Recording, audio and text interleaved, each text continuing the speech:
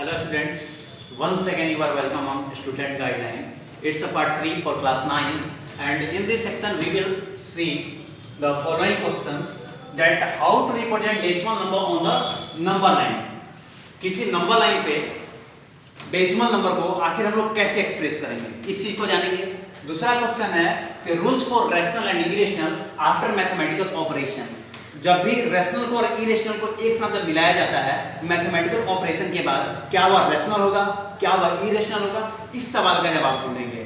तीसरा जो क्वेश्चन है हम लोग का यह है rationalising the denominator.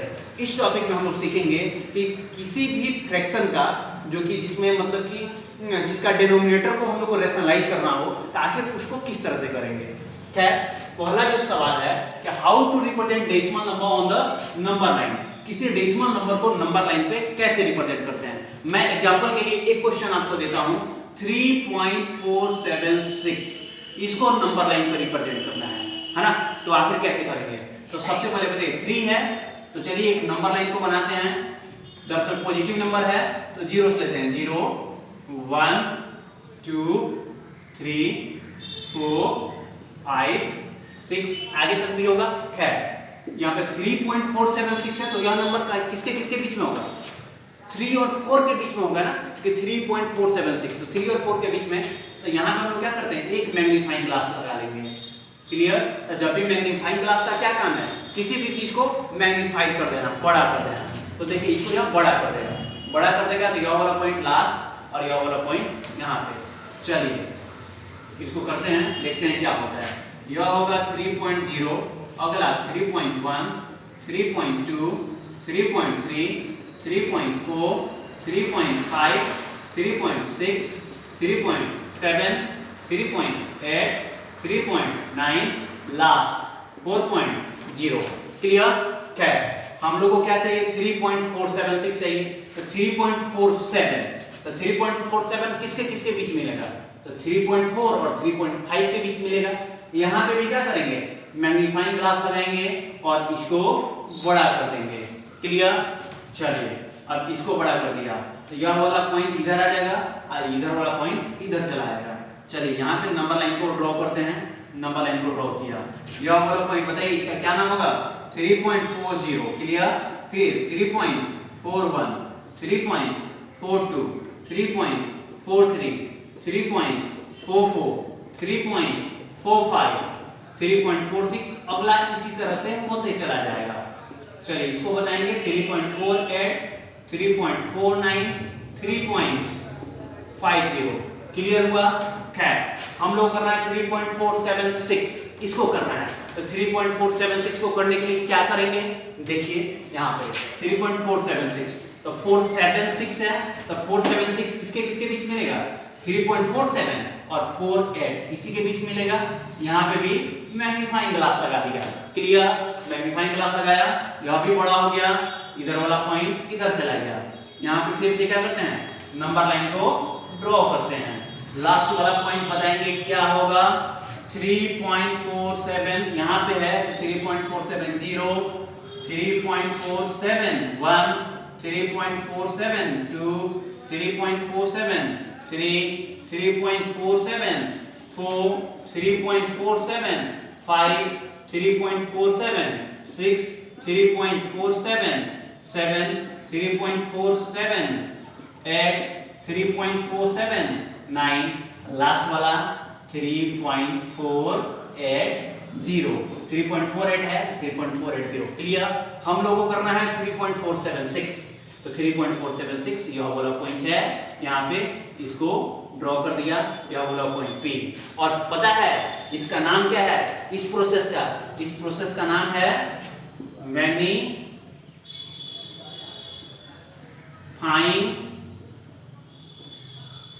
Successive process. Clear. खैर हाँ तो अब चलते हैं सेकंड क्वेश्चन पे कि rules for rational and irrational after mathematical operation. चलिए ऐसा करते हैं कि रैशनल और इरेशनल को मिलाते हैं तो फिर पता करते हैं कि वह क्या होगा, फिर से रैशनल होगा कि इरेशनल होगा मैथमेटिकल ऑपरेशंस के बाद। खैर आपको पता है कि रेशनल को किसी से डिनोट किया जाता है? कैपिटल क्यू से। इरेशनल को किस तरह से? क्यू प्राइम से, इसको क्यू डैश भी बोला जाता है, इससे रिप्रेजेंट किया जाता है। चलिए एक बार ऐसा करते हैं, एक रेशनल और एक इरेशनल दोनों को मिलाएंगे तो क्या बचेगा? आपको याद रखना होगा हमेशा से इरेशनल बचेगा। क्लियर? एक रेशनल दूसरा इरेशनल मिलेगा तो क्या बनेगा? हमेशा से इरेशनल। एग्जांपल लेते हैं, रेशनल ले लिया 2, इरेशनल ले लिया √3, क्या बचेगा? 2 + √3 और यह क्या होगा? हमेशा से इरेशनल होगा। क्लियर? दूसरा, चलिए एक रेशनल में से दूसरे इरेशनल को घटाते हैं, क्या बचेगा? हमेशा से इरेशनल ही बचेगा। क्लियर?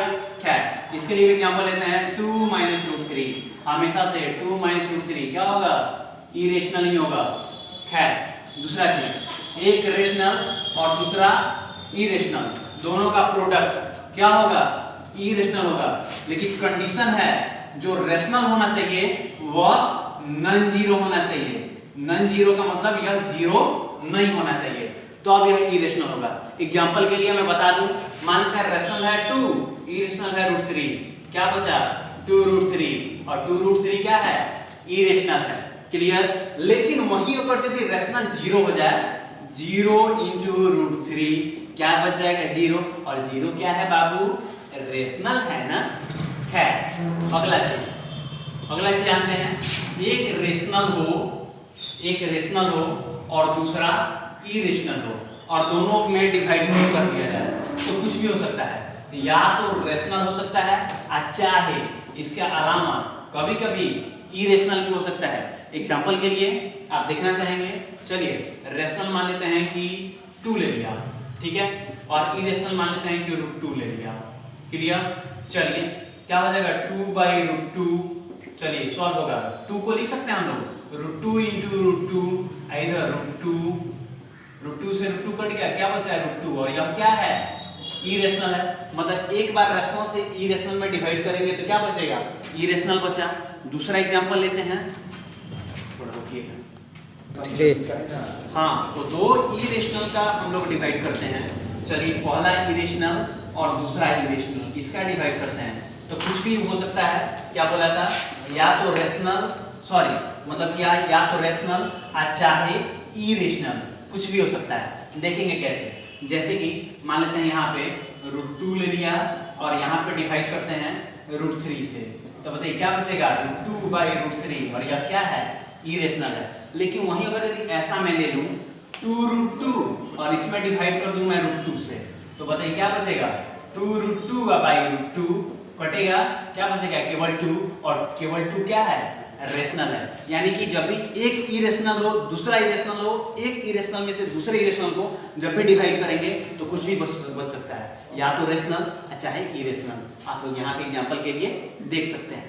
खैर अब इसके आगे हम लोग दूसरे सवाल पे चलेंगे, रेशनलाइजिंग द डिनोमिनेटर थ्योरी। हाँ, तो इसमें हम लोग देखेंगे कि आखिर किसी डिनोमिनेटर को कैसे रेशनलाइज किया जाता है। तो एक चीज आपको याद रखना होगा, एक मैथमेटिकल रूल्स है, अगर यदि कोई भी नंबर जिसका डिनोमिनेटर अगर यदि रूट में हो तो फिर उसको हम लोग को रेशनलाइज करना होता है। तो आखिर रेशनलाइज कैसे बता दूं, फिर से आपको याद रखना होगा कि किसी भी नंबर का डिनोमिनेटर अगर यदि रूट में हो तो फिर उसको हम लोग को रेशनलाइज करना ही होगा। इसको आपको याद रखना है। बस किसी भी फ्रैक्शन का डिनोमिनेटर रूट में होगा तो उसको रेशनलाइज करना होगा। कैसे करेंगे रेशनलाइज, इसको सीखते हैं। जैसे एग्जांपल के है 1/√2, इसका डिनोमिनेटर रूट में है, रेशनलाइज कैसे करेंगे देखिए यहाँ पे। तो रेशनल देखिए, जो नंबर नीचे रूट में है सेम उसी नंबर को ऊपर में और नीचे में मतलब कि न्यूमरेटर और डिनोमिनेटर में मल्टीप्लाई कर देते हैं। तो सेम √2/√2 मल्टीप्लाई कर दिया, √2 से √2 में डिवाइड करेंगे क्या आ जाएगा? 2। अब नीचे में रूट नहीं ना बचा, बस रेशनलाइज कंप्लीट हुआ, यही आंसर हुआ। दूसरे टाइप का क्वेश्चन बता दूं मैं, अगर यदि कभी ऐसा रहे 1/√4 - √3, इस टाइप का क्वेश्चन है तो आप कैसे करेंगे? यहाँ पे तो एक नंबर है नहीं, तो फिर इसके लिए ध्यान देना होगा। क्या करेंगे?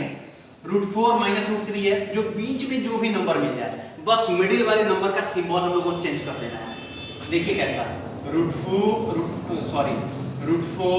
+ √3, फिर सेम इसी नंबर से मल्टीप्लाई करेंगे, √4 प्लस √3। 1 से इसमें मल्टीप्लाई करेंगे, कोई फर्क पड़ेगा? नहीं पड़ेगा, सेम नंबर √4 प्लस √3। क्लियर? नीचे वाले में देखिए एक फार्मूला आपको पता है, a minus B into A plus B क्या होता है? A square minus B square. चलिए तो A square minus B square क्या होगा? ऊपर में बचेगा √4 प्लस √3, नीचे में बचेगा 4 माइनस 3। 4 माइनस 3 अगला लिखते हैं, √4 प्लस √3 बाई 4 माइनस 3 कितना हुआ? 1। क्लियर हुआ? बताइए नीचे में क्या बचा? 1। रूट में बचा? नहीं बचा, यानी कि रैशनलाइज कंप्लीट हुआ। हाँ, तो हम लोग को देखना है आखिर कैसे किसी नंबर को नंबर लाइन पे रिप्रेजेंट करते हैं, स्पेशली वैसे नंबर जो कि रूट में हो। दूसरी बात है कि आप लोग को पहले से पता है कि √2, √3, √5 इसको कैसे नंबर लाइन पे रिप्रेजेंट करते हैं। आप लोग ने पहले पिछले वाले वीडियो में यह भी देखा है कि आखिर मतलब 3.476 अगर ऐसे करके मतलब कोई भी डेसिमल नंबर मिल जाए तो फिर उनको भी नंबर लाइन पे कैसे रिप्रेजेंट किया जाता है। लेकिन यहाँ पे कंडीशन थोड़ा सा डिफरेंट है। अगर यदि कोई क्वेश्चन मिल जाए कि √3.7 और इसको नंबर लाइन पे रिप्रेजेंट करना हो तो कैसे करेंगे? इसके लिए कुछ स्टेप्स हैं। तो सबसे पहले हम मान लेते हैं x = 3.7, इसको मान लिया। अब देखिए इसको कैसे करते हैं। तो सबसे पहले एक लाइन को ड्रॉ करते हैं, यहाँ पे 0 और जितना लेंथ यह है उतना ही लंबा एक पॉइंट ले लेते हैं a और बीच का डिस्टेंस ले लेते हैं 3.7। क्लियर? अब फिर जो a है यहाँ से मात्र 1 सेंटीमीटर 1 यूनिट लंबा एक दूसरा पॉइंट लेते हैं b। यह कितना लिया है? मात्र 1 यूनिट। क्लियर? पहले कितना लिया था? 3.7 यूनिट। अब देखिए जो o है और यहाँ पे b है, दोनों को क्या करते हैं? डिवाइड करते हैं। डिवाइड करते हैं, इसका मिड पॉइंट ढूंढते हैं। आप लोग लॉन्ग डिवाइडर ले लेंगे, मैं बताता हूँ हाथ से। आधा से ज्यादा एक बार ऊपर कट करेंगे, आधा से ज्यादा एक बार नीचे कट करेंगे। क्लियर? सेम जितना पहले डिस्टेंस लिया था आधा से ज्यादा एक बार इधर। अब देखिए इसको स्केल लेकर के ज्वाइन करेंगे, मिलाएंगे, देखेंगे आप लोग यह वाला जो पॉइंट होगा बाबू यह कितना होगा? मिड पॉइंट होगा। क्लियर? देखिए अब इसका नाम अपने मन से मैं दे देता हूँ C। इसको लिया था B, अगला यह हो गया C। अब C पे जो भी कंपास है, कंपास का यहाँ पे 7 पॉइंट रखेंगे, पेंसिल को यहाँ पे रखेंगे O के पास और सीधे ऐसा ड्रॉ कर देंगे। यहाँ पे हम लोग देखते हैं कि यह जाकर के मिल जाएगा B के पास। क्लियर? एक सेमी सर्कल बन गया। क्लियर? सेमी सर्कल बनाने के बाद से अगला क्या स्टेप होगा हम लोग के पास? जो 1 है ना, यहाँ पे A है, A के ऊपर 90 डिग्री का एंगल ड्रॉ करते हैं। आप लोग कंपास के हेल्प से 90 डिग्री का एंगल ड्रॉ कर सकते हैं, आप लोगों ने पिछले क्लास में पढ़ा है।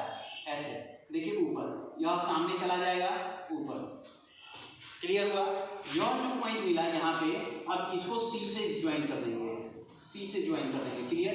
देखिए C से ज्वाइन करने के बाद ज्यादा ध्यान नहीं देना है, यह वाला जो पॉइंट है यानी कि जो AD होगा, AD का लेंथ हमेशा से √3.7 होगा। AD का वैल्यू √3.7, इसको मान लिया 0 मान लिया तो फिर इसको सामने का ड्रॉ कर सकते हैं। यह वाला पॉइंट अपने मन से E ले लेते हैं और E का वैल्यू कितना होगा? √3.7।